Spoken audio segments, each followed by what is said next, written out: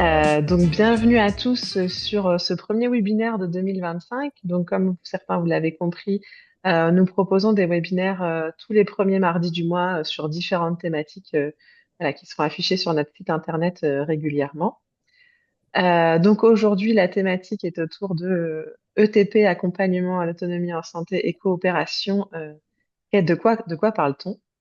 Donc, on va vous expliquer tout ça. Avant de commencer, on voulait juste vous dire, on a coupé les micros de tout le monde pour qu'il n'y ait pas d'interférence pendant la présentation, mais bien sûr, évidemment, on a prévu un temps de discussion où on pourra réactiver et discuter entre nous. Si vous avez des questions pendant la présentation qui vous viennent, vous pouvez les écrire dans le chat, donc en bas de votre écran, dans le chat, et on se chargera de répondre à tout à la fin de la petite présentation qu'on a prévue. Euh, Hop. Qu'est-ce que je voulais dire? Oui, aussi pour prendre la parole, vous pouvez aussi utiliser le bouton lever la main. Donc, dans les réactions, vous avez un petit bouton qui s'appelle réagir où vous pourrez lever la main si vous souhaitez prendre la parole. Voilà un petit peu. Je sais pas si j'ai fait le tour des petites règles pour que ça se passe bien. C'est bon, je pense que. Ouais. Ouais, si vous ne trouvez pas le bouton pour lever la main, vous pouvez faire signe aussi et on va vous passer la parole. Bah, du coup, je te laisse te présenter peut-être. Donc, Bonjour à tous, moi je suis Mariana Dorsa. Je suis psychologue de formation avec une formation en recherche en santé publique. Je travaille au pôle ETP Île-de-France depuis quelques années, depuis 2016. Je travaille sur l'accompagnement, l'appui aux structures qui veulent développer des pratiques éducatives, qui veulent améliorer les pratiques. On a plusieurs projets multipartenaires, des projets coopératifs autour des sujets divers, notamment sur l'accompagnement à l'autonomie en santé, sur les partenariats en santé. Euh, et c'est tout. et donc, moi, je suis Marie Duvivier. Je suis également chef de projet au pôle ETP depuis maintenant presque 6 ans. Euh, Moi, je travaille beaucoup sur les questions de partenariat patient voilà, et beaucoup d'autres choses, hein, d'appui à l'ETP, etc. Sinon, j'ai une formation de sociologie et je suis également patiente bénévole dans une association. Voilà un petit peu pour la présentation. Et puis, on va peut-être vous présenter pour ceux qui connaissent pas le pôle ETP. Donc, le pôle ETP, en fait, on est une association loi 1901 financée en majorité par l'ARS Île-de-France. Et notre mission, c'est de venir appuyer le développement de l'éducation thérapeutique sur le territoire d'Île-de-France. Donc, quand on dit ça, c'est qu'on vient aider les équipes qui souhaitent monter des programmes d'éducation thérapeutique, transformer leurs programmes, améliorer, enfin voilà, on les aide méthodologiquement à mettre en place leurs projets d'éducation thérapeutique et un peu plus large autour aussi de l'accompagnement à l'autonomie en santé, également aussi des projets de partenariat patients professionnels, plusieurs projets. Donc on a cette casquette-là et on propose également des ateliers d'entraînement en pratique de TP euh, autour du bilan éducatif partagé, de la coordination de programmes de TP, autour de l'animation d'éducation thérapeutique à distance. Euh, etc., etc. Donc, on vous invite vivement à aller regarder sur notre site internet, mais je pense que vous le connaissez si vous êtes inscrit ici. Donc, poletp.fr, où il y a le programme de tous les ateliers qu'on va proposer. Et du coup, comme Mariana le disait, on participe aussi à des projets pluripartenariaux. Peut-être que tu veux en dire un mot. Peut-être sur le projet partenariat en santé en Île-de-France, on a lancé un appel à candidature. Je ne sais pas si vous avez vu passer, mais on va démarrer ces projets en mars pour en fait, développer une cartographie des actions de partenariat entre professionnels et patients en Île-de-France. Ensuite, pour construire une définition commune qui soit adaptée au contexte d'Île-de-France. Et aussi créer des recommandations pour construire une stratégie de déploiement sur les territoires. pour diffuser cette culture et les pratiques de partenariat. Donc, on a, c'est publié sur notre site, sur les événements, vous pouvez les consulter. C'est un projet qui dure 1 an avec plein de rencontres, de co-construction, de séminaires de co-construction, de focus group, de webinaires. Et si vous êtes intéressé, vous êtes les bienvenus. Voilà pour la petite présentation. Et du coup, on va passer au sujet qui nous intéresse aujourd'hui. Donc, je vais vous partager mon écran. Hop, hop, est-ce que vous voyez bien? Normalement, oui. Mhm. Et donc, ETP, accompagnement à l'autonomie en santé, de quoi parle-t-on? Donc, on voulait prendre ce sujet pour ouvrir un petit peu ces webinaires parce qu'effectivement, on se rend compte que c'est des grands mots qui sont utilisés un petit peu tous les jours et dans notre quotidien. Et on a beaucoup de demandes, nous, des fois, pour déjà comprendre ce que c'est, de personnes qui sont intéressées par ces sujets, mais sans forcément exactement savoir ce que ça implique et de quoi on parle. Donc c'est pour ça qu'on propose ce webinaire aujourd'hui. C'est peut-être un peu pour expliciter ce que nous on entend dans ces mots-là et de ce qu'on entend dans dans ces définitions-là. Donc on voulait vous proposer un webinaire pas forcément autour de définitions très académiques, puisque voilà, il y a des définitions très larges, mais c'était un petit peu plus pour vous présenter ce que au sein du pôle, qu'est-ce qu'on entend dans ces termes, qu'est-ce qu'on met derrière, et notamment dans la pratique, comment on met ça en pratique en fait. Concrètement, le TP dans la pratique, ça se passe comment? L'accompagnement en autonomie en santé aussi, la coopération, enfin voilà. Et donc, ouvrir cette discussion peut-être avec vous sur voilà, quel principe, quelle posture en fait on met derrière ces termes. Voilà un petit peu pour la présentation du sujet. Mariella, peut-être que tu veux compléter. Sur la diapo suivante, Ouais. tu peux passer. Donc, comme Marie a dit, on va pas faire de définition académique, on va plutôt parler de comment nous on comprend et comment nous on travaille dans cette scénario de l'ETP et de l'accompagnement à l'autonomie en santé.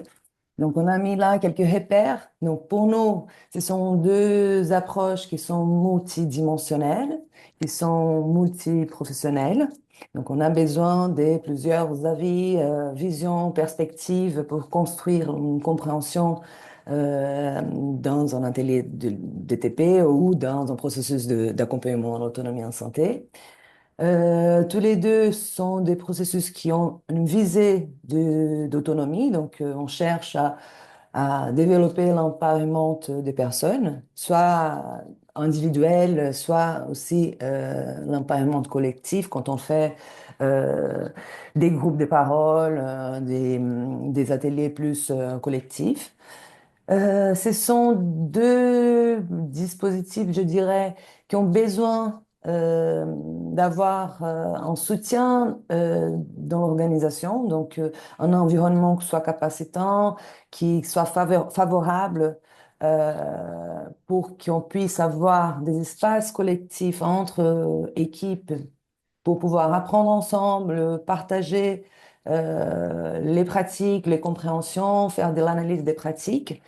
Ce qui va nous aider à avoir cette posture d'écoute, de dialogue, de non-savoir qui sont importantes pour l'ETP et l'accompagnement en autonomie en santé.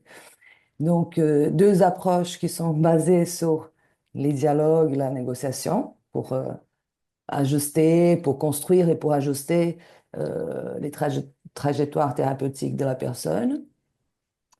Et tous les deux aussi, dans notre compréhension, ils doivent être basés sur la reconnaissance des savoirs, d'expériences de personnes accompagnées, des patients. Bien sûr que pour nous, il y a quelques différences. Donc, dans les cas de l'ETP, il y a une réglementation. Donc, on est dans les cadres de la maladie chronique. On a ces besoins de formation pour déployer un programme d'ETP. On est toujours dans un processus qui est cadré, qui est centré sur les programmes. et qui a un temps défini dans la vie. Donc, dans un moment où soit je découvre ma maladie, ou j'ai un événement aigu, que j'ai besoin de suivre des ateliers pour mieux comprendre ce qui se passe avec moi, mieux apprendre comment m'adapter en fonction de ce qui se passe dans ma vie. Et de l'autre côté, l'accompagnement, il est plus un processus dans la durée où on va accompagner la personne au cours de sa vie pour un moment plus long. Et en fait, il peut se faire que dans un processus d'accompagnement à l'autonomie en santé, on peut proposer un programme DTP, par exemple, comme d'autres activités. C'est ça pour nous la différence entre ETP et accompagnement. Parce que nous, on a déjà une vision élargie de l'ETP, donc ces processus qui visent vraiment le développement de l'autonomie de la personne, qui est basé sur les dialogues et qui est basé sur les savoirs expérientiels. Donc, c'est notre approche et c'est ça qu'on voulait vous présenter comme repère aussi pour notre discussion. Et donc, un autre petit point de repère qu'on avait mis aussi sur la coopération. Donc, quand on parle de coopération, il y a plusieurs termes puisque on peut parler de coopération en santé au sens large et des fois on pense coopération dans les soins. C'est vrai que nous, quand on utilise ce terme-là, on est plutôt en train de parler de la coopération entre les acteurs de l'ETP ou de l'accompagnement à l'autonomie en santé, c'est-à-dire entre professionnels eux-mêmes, entre professionnels et patients, patients partenaires, aidants, etc. Je vais pas citer tous les noms, mais voilà. C'est vraiment entre les acteurs qui délivrent ces formes d'accompagnement. Et quand on parle de coopération aussi, on parle de coopération tout au long d'un processus, en fait. C'est un petit peu le petit dessin qu'on vous a mis à côté. C'est-à-dire, voilà, il y a différentes formes. Il y a différentes formes de travailler ensemble, mais effectivement, pour arriver à une coopération et finalement un partenariat coopératif optimal, on est ensemble tout au long du processus, dans la co-construction, dans l'animation, dans l'évaluation. Euh, voilà, c'est vraiment comme ça qu'on l'envisage, qui serait différent éventuellement que juste d'un échange, d'un partage, juste d'une consultation ou d'une validation. Voilà, où là, on ne considérerait pas forcément être dans ce travail collaboratif. C'est vraiment quelque chose qui se construit ensemble. Euh, Si je peux compléter, ce qu'on veut relever ici, c'est qu'il n'est pas parce qu'on va recueillir ou analyser les besoins des patients ou inviter un patient pour venir témoigner sur une expérience dans un atelier DTP qu'on est dans un processus de coopération. Ce sont des pratiques, des approches qui sont importantes, mais on ne peut pas considérer comme de la coopération. Donc, pour construire une relation de coopération, au travail coopératif, euh, il faut qu'on puisse définir des objets de travail, des objectifs qui sont communs. Il faut qu'on puisse s'accorder sur nos valeurs, nos principes, nos principes qui vont nous rassembler et qu'on va partager. Il faut qu'on puisse définir quels sont les rôles des uns et des autres. Il faut qu'on puisse accepter la différence, l'hétérogénéité des personnes et qu'on puisse aussi profiter de ces différences pour construire des actions qui sont complémentaires. Euh, et même la question de la légitimité de la participation. Donc, chacun est légitime pour participer. On a tous le même droit de parole. En fait, reconnaître l'autorité, l'altérité. L'autorité, pardon. Oui, l'altérité, c'est ça. L'altérité. L'altérité, effectivement, on est tous différents et du coup, on a tous une parole qui peut avoir le même poids avec tous des compétences et des approches différentes, mais qui sont complémentaires en fait et qui n'ont pas à avoir de principes hiérarchiques, mais effectivement, on se complète les uns les autres dans la coopération. On vous a mis des petits points de repère aussi sur le pourquoi coopérer. Euh, donc, effectivement, bah, pour prendre en compte les besoins des patients avec la vie, avec la maladie, en fait. Euh, Quels sont réellement leurs besoins, comment ça se passe, est-ce que ceux qu'on a parfois imaginés sont réels ou pas? euh, on a mis aussi quelque chose sur les nouveaux rôles pour les patients et les professionnels. C'est qu'effectivement, dans une coopération, quand elle est réellement effective, euh, on peut se complaire dans un autre rôle puisque on n'est plus forcément une infirmière, mais on fait partie d'un collectif qui travaille ensemble. Donc, on n'est pas cantonné à simplement son rôle d'infirmière, de psy, de kiné ou quoi que ce soit, mais on est vraiment dans un travail collaboratif. Et il en est de même, effectivement, pour le patient qui, à ce moment-là, peut prendre un autre rôle que spécifiquement le témoin. Parce que des fois, on est appelé comme témoin, mais on peut avoir un autre rôle, justement, qui soit beaucoup plus partenarial avec euh, on peut utiliser des compétences en fait pratiquement externes en fait de ce qu'on a vécu. Euh, et on a également indiqué que c'était aussi un avantage pour les équipes de santé, notamment qui permet une meilleure performance et une efficacité finalement des projets qu'on est en train de construire, puisque s'ils sont construits à plusieurs, déjà ça peut être un gain de temps, ça peut être un gain de temps, mais c'est aussi un gain de comment on dit, j'ai pas envie de réutiliser le mot efficacité, mais si c'est ça, c'est-à-dire que si on a plus de légitimité tous ensemble et que notre projet sera forcément plus pertinent finalement, puisque il a été co-construit en étant voilà avec les projets de tout le monde, quoi, enfin, les points de vue différents de tout le monde. Donc on n'en a pas oublié un. On parle un petit peu d'expérience aussi, c'est on connaît de certains projets qui ont été menés par une seule personne et finalement, quand on recollectivise, on voit que ça ne répondait pas aux attentes, aux besoins, aux compétences de tout le monde. Et donc, on est obligé de refaire un pas en arrière pour refaire un pas en avant, qui parfois est une petite perte de temps aussi. Je sais pas si tu veux ajouter des choses sur ces sujets. Carla. Par rapport à la complexité de la maladie chronique, des situations d'incertitude, on coopère pour avoir vraiment cette complémentarité, euh, la construction des savoirs qui sont collectifs et riches parce qu'ils viennent de cette complémentarité. Ça aide beaucoup à créer des solutions plus innovantes pour ces situations qui sont complexes. Euh, J'aurais voulu ajouter moi aussi que ça change aussi du point de vue de la perspective patient de pouvoir collaborer, de pouvoir coopérer réellement dans des projets comme ça.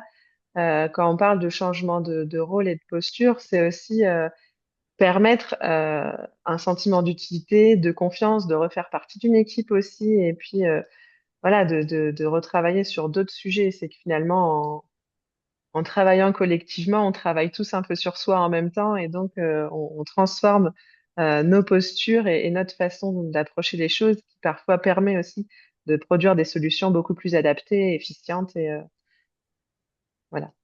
Et il y a un commentaire ici à côté que je viens de voir, c'est la collaboration, les partenariats, la coopération, c'est plutôt un état d'esprit, une posture. Et je voulais soulever ça parce que, en fait, pour les équipes, c'est aussi une façon de créer du sens, de créer un peu de satisfaction au travail, parce on échange, on coopère, on construit quelque chose qui est vraiment efficace. Donc, ça donne de la satisfaction et ça aide à construire du sens pour les équipes. Mm. Et comme la dernière petite phrase qu'on a mis, qui permet de faire face aux situations d'incertitude, c'est vrai que ça peut permettre de redonner du sens et de libérer parfois une certaine charge mentale qui est existante pendant les projets. Ouais, tu peux partager euh, les activités, les pratiques, les actions, les tâches. On se sent moins seul.